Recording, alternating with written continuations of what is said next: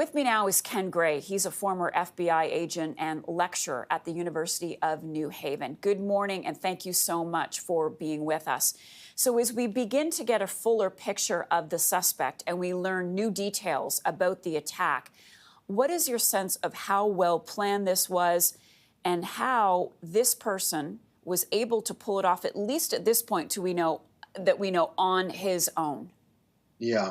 Den Jabbar managed to get a vehicle, plant a few IEDs, have an IED inside the vehicle himself, along with his weapons, and conducted this action,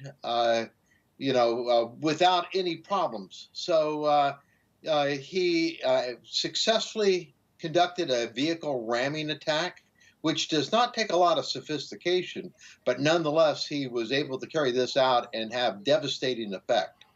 And we heard yesterday from authorities in a late-day news conference that they believe that he did not act alone. But so far, there haven't been any other suspects who have been identified. What do you think police meant by that? Who else could have been involved and helped plan this attack? So one of the avenues of the investigation was gathering up videos from street cameras and from businesses. And I believe that came from videos showing four individuals, three men and a woman, standing near the IEDs, believe that they were planning the IEDs at that time. I think that has since been discounted, but they still have to account for how the IEDs got there in the area.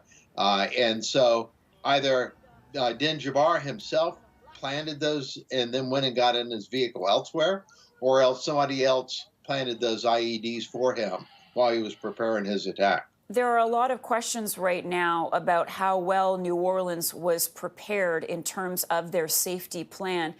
And there are questions about those bollards that were meant to be up, but apparently they were under construction. So instead, police vehicles were used to try to block traffic off. As we have seen what happened, it clearly did not work. Will the FBI take a look into the security and safety measures that were meant to be in place in New Orleans?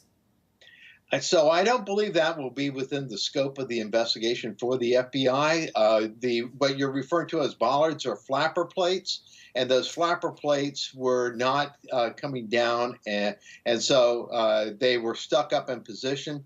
Consequently, the city decided to put those down and then to replace them with police cars to block off the street.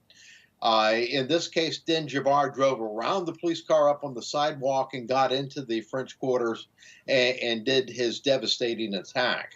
But I don't believe that the FBI is looking at the investigation of this attack, not on the security plan that New Orleans had in place for their celebration of the New Year's. And finally, I want to ask you about this elusive possible connection between what happened in New Orleans and the Cybertruck explosion in Las Vegas. Ken, based on your experience, and again, on the limited knowledge that we have at this point, do you think that there is, in fact, a connection?